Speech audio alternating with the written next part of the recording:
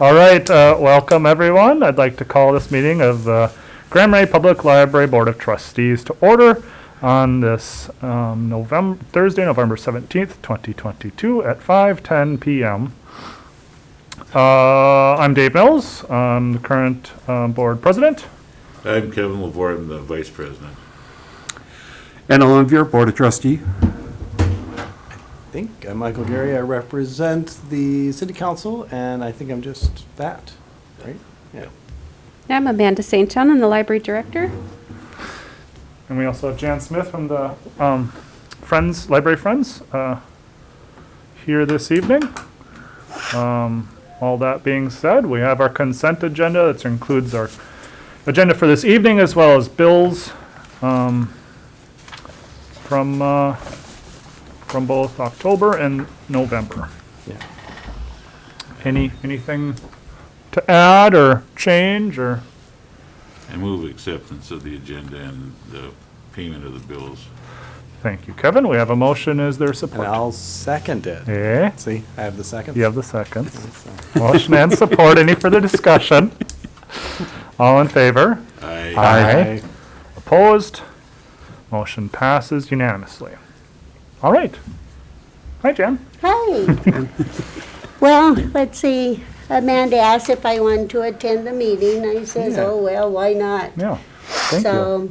So, we're doing pretty good. We just handed out our grants for this year. We gave out $4,850. Wow. Each of the schools elected for the full 1,000 that we offered. We offered grants between $800 and $1,000.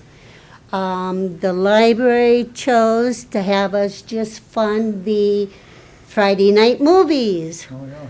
And everyone that I've talked to is so excited to have the movies back. It's kind of like a date night for some people around here. Yeah.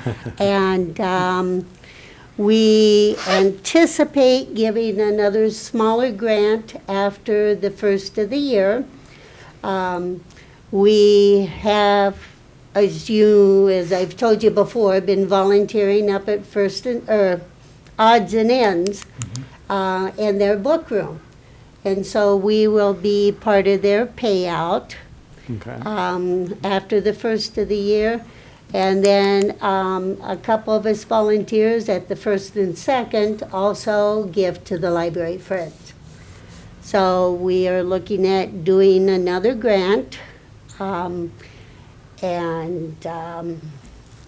Let's see, what else?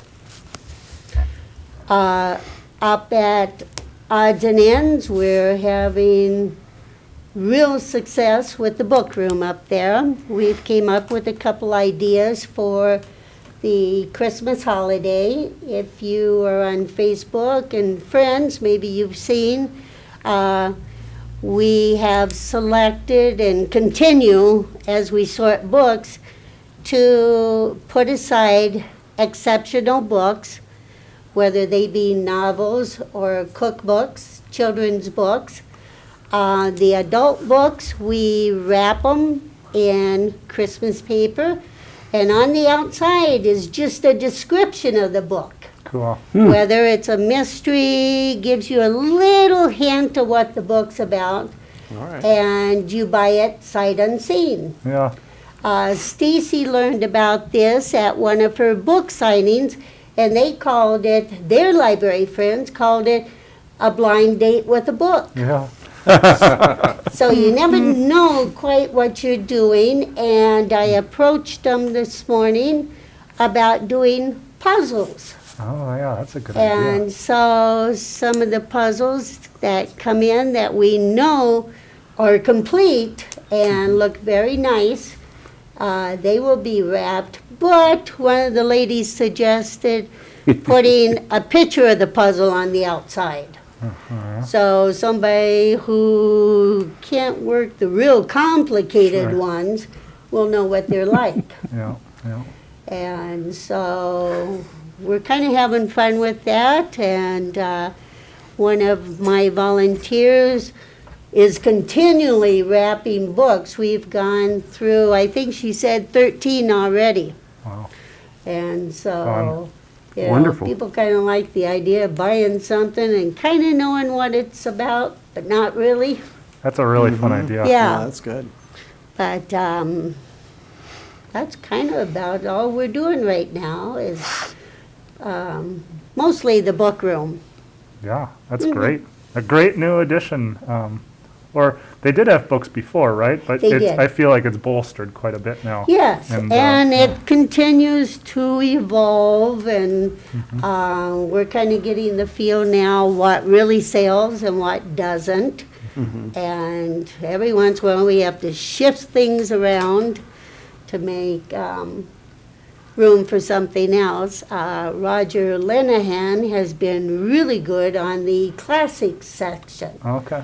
And he is really quite good at organizing those, and he's our political man, too. Oh. No doubt. Yeah.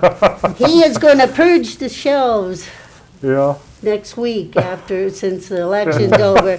He was running a red shelf and a blue shelf. Oh, fun. I did see that. Yeah.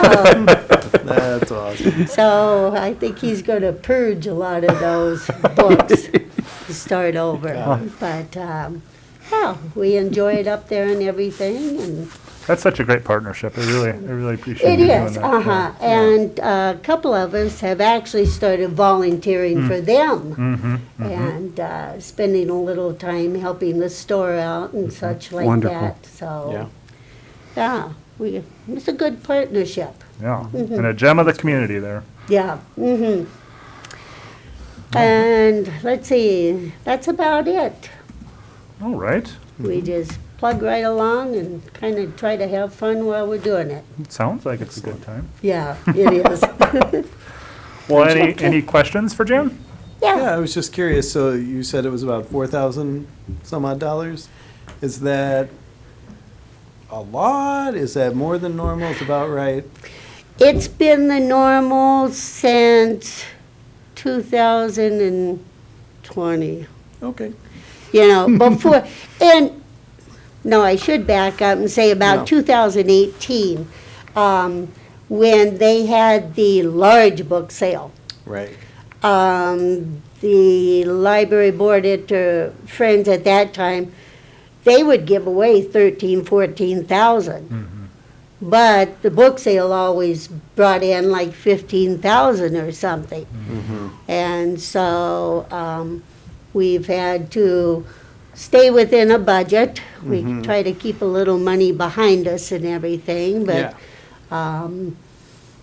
people have been really good with donations and such like that, memberships. Nice. And, of course, our working at the two thrift stores helps a lot and everything. So that's why we're going to give out another small one after the first of the year. Great. If we have it, we might as well give it back. Awesome.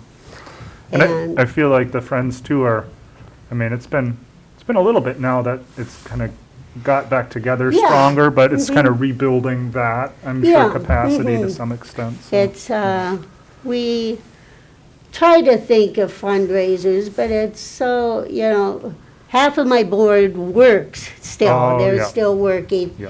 And some of us who are retired are also very busy, so to do something else, you know, it's just kind of hard to plan. So Yeah. that's why the partnership with Odds and Ends is just a real plus. We can go in and work anytime we want to. We find sometimes it's easier to work Tuesday and Wednesday when they're closed. Then we can take shelves apart and put them back together and not have customers around. Right. Right. But, yeah. Yeah. Mhm. Awesome. Well, thanks. Yeah, thank That's you. it. Thank you. Thank you. That moves us on down to ALS liaison, and Helen's not with us this evening. Well, And we're going to. that'll move us get down together to and split up the nights and Amanda's everything, report, so which is written that'll always be Yes. there. Yeah. and impressive. We expect no less. Right. Yes. Hello. Hello. Me? Thank you for the written report. It's very, Oh my God. very, It's very impressive. wordy. Well, there's All those bullets. Words So, and punctuation and yeah, I know. Oh my God. indenting. I don't know. Well, carpet is like the thing on my mind, right? Because that's Yeah. the finale here for the flood restoration project. 1010 Interiors has told me that the carpet is here, which Sweet. is like Yeah. number one important thing. Right. Can't install it without the carpet. I did end up contracting Whirly and 1010. And it's going to be a little bit of a juggle because we have a company from Duluth that needs to plan Yeah. ahead, and we've got the local guy who wants to rip it up. Yeah. But we're going to do our best, and we should see Whirly on Wednesday the 23rd, as well as North Shore Waste, who will deliver a dumpster. And we're going to be closed on the 23rd through the 27th for the public, just so that we're kind of being transparent here. We had set our operational hours on Wednesday to close at 2 o'clock, and on Saturday we generally would have 10 till 2. So this closure is about as small as we can make it. And it's very generous of Jake Wilson Flooring to be working over the holidays. He was insistent to do that. So I'm going to get out of his way. And then it will just be contingent upon how quickly the project can move forward and what is on stilts or wheels as to what we'll be able to provide. But staff are excited to offer something. And so I'm thinking it's probable on Monday that we could have a computer lab, and let's just start there. But we will update our website as it unfolds. Have you had much concern from the public? I haven't heard I haven't heard anything anything but yet. well wishes, really. So. Yeah, yep, absolutely. And I keep pushing that message that this is our last hurrah. We cannot wait. And also on the back side of this, we have our film series that Jan was just talking about. It is so beloved by this community, and people are already, asking their questions about it. So also Carl Solander, who's also a board member on the Friends, is very good about talking it up. So those are all good things that are coming. This fun thing happened. So we cleaned all of our boilers, and we insulated the heck out of the back of our building when we put in our new water system. And now the building is really hot. And so we're just trying to figure out the right settings for everything, because we have a very complex system of heat in the library, and we just complicated it further in a really good way by adding the air source heat pumps. But this is a really good place for us to be, I think. Much rather be here than having no heat at all. Yeah. Or even too cold. Like, Yeah. So doing that little dance. Our racial equity work, we are part of the Cook County Community Read, which is led by Drury Lane Books. Gwen Danfeld is doing a fantastic job with that. And there are lots and lots of community partners. And of course, this is part of CARE. David, say the words. Council for Racial equity. Yeah, basically. Racial equity. I'm sorry to butcher that. No, well, I don't even know the first two letters, so there. But the plan is to really, really focus in on continuing racial equity education throughout our community, and amplifying all the things that already exist, as well as what's really happening with the community read. I'm finding is that we're all like either pooling resources, like whether it's our facilities or our funds, or our great ideas, and doing these collaborative things, which are really fantastic. For example, Firekeeper's Daughter, the library circulated the book 50 times.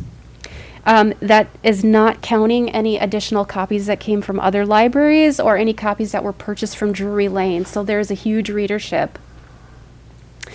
And then we had the potluck book discussion with Gwen Danfeld over at Cook County Higher Ed. And 30 people came to that, and then another 80 people attended the virtual program featuring the author Angeline Bully, which we co-sponsored, and that was part of some of the funds that you released a couple of board meetings ago. Yeah, so we're on to our book 2 with Anton Troyer's Cultural Toolbox. It is circulating really well, and all of the events, moved. The book discussion potluck happened yesterday, and then Anton will be here this weekend, touring up and down the shore. Awesome. Yeah, it's Thank really you for, good. yeah, thank you for joining up with that. I've fallen out, or I've had to prune back, I guess, and so I just really appreciate the library joining and your participation, and just how well our community is looking for that and participating as well. Yeah. Yeah, absolutely. Let's see. I've opened the library in one position that in the past has focused on and will continue to focus on or have a centerpiece of dealing with our cataloging and classification. And the assistant director's position is open. I haven't received a lot of applications. Our first review is scheduled for the 21st of November. Let's go to the timeline there. First review. First review of applications. Okay. Yeah, it's open until filled kind of Yep. idea. And then of course, we moved last month's meeting, I think it was, so that I could go to the Minnesota Library Association's annual conference. I am so glad that we did that. Thank you so much. Just getting out of the library after the pandemic and the flood restoration was phenomenal, and to see all these people in person Yeah. was really healing. So we had sessions on trauma-informed library service, book bans, and defending intellectual freedom. I saw our former director, Steve Harson, who is now the president of the Minnesota Library Association, in addition to his outreach work at the regional level at Selco. And he was totally in his element up on stage, giving everybody his messages. Cool. It was fabulous. And let's see. Oh, and I was going to not attend the happy hour at the Glen Sheen Mansion on Thursday, but Helen and Lenore Johnson, who's the president of the ALS board, determined I would be in their Yeah. vehicle. And I was just smushed up between these two lovely ladies and had a blast and met absolutely everybody. It was perfect. Oh my gosh, It I'm was so perfect. glad you did that. Yeah. Glen Sheen, that would be quite the reception area, huh? It was awesome. Yeah. I've not been there before. No, Oh, nor yeah. I.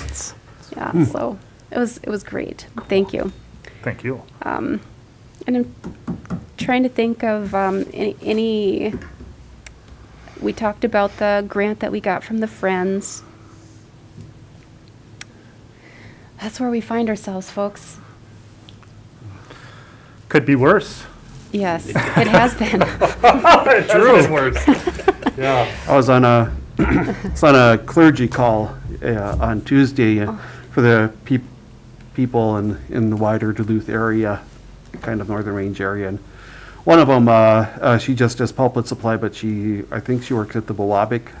And she says they've been getting a lot of challenges to books over in their community. And so any book that's possibly going to be banned, she says she buys it and puts it in churches so that if it gets banned, that they can find it somewhere else. Oh, wow, yeah. But yeah, she says as they've been getting a lot of that, and it's trickled down. So they got people who go to YouTube and stuff, and they say, okay, on page 38 it says this is pornographic. On page 58 it says this, and so. But on their review or challenge, they say, have you read the whole book? And if they have not read the whole book, then they just throw it away, because you can go online now and find out what you want to know. You know, you don't have to read it yourself. You can just write whatever is on the website, their website, to challenge a book. So Yeah, there are whole communities built up around making it easy for a person to challenge a book without having to read it or connect with the content. And also school librarians, the book ban and intellectual freedom session that I attended was led by a school librarian who has had her hands full with challenges as well, and she's calling public libraries and librarians to, first of all, get these books in the collection for the public so that if they're challenged by parents concerned about the age of the readership, that there's another way to access the material. And then also calling public librarians to connect with those school librarians, and if there are challenges in the schools, that we should be called to stand and come forward and talk about the importance of intellectual freedom and help in any way that we can serve to help them process the challenge, to read the material and think about it and discuss what's going to happen with the books. Talk about the irony, kind of, because the intentions or the attempts to ban the books or whatever is leading to more discussion about the books, which in my mind is can be very enlightening. So that's it's very interesting, although still very trying, I'm sure. Totally. A lot of effort and energy going into defending that, but it all works in really funny ways. Does. Well, I just so appreciate you going to the annual conference, that sort of thing. I mean, the energy that you felt there, I hope that we as a board could help provide that more regularly, more than just annually. So if there's other opportunities, I'm asking for you to bring it to the board and and even to search those out. I just think it's so important for you and for our community to have that perspective and to bolster your just vision for the library too. Thank you. Yeah. And any board retreats that you can find in California, Arizona, Yes. especially in the February calendar. February, March. Just let us know. I think we can, we'll do our best to try to figure out how to get there. Yeah. My thumb is long. All right, well, any other questions or comments for Amanda? Nope. Okay. Nope. All right, thank you. Thank you. And let's see, I'm scrolling back up here. That brings us down to the communications, or some fund statement. And new business, there's nothing here. And then we have our next library board meeting scheduled for December 15th. It comes fast. Yeah, oh my gosh, it's alarming, actually. And it used to be a cookie buffet, but now we're recorded and No one wants to see crumbly. the library. Yeah, it was so cozy, and I remember you had quite a spread with tea, and Yeah. it was Yeah. a different time, the before times. Great. Well, again, I apologize for my tardiness. Luckily, Michael is tardier than I to make the quorum, so I'm mostly off the hook, but still guilty. I'm lucky I could back you up in your tardiness. Yeah. Taking the blow for I it. move to adjourn the meeting. There we go. We have a motion as our support. We have I'll support. second it. We have second. Any further we're adjourned, sorry. We're adjourned.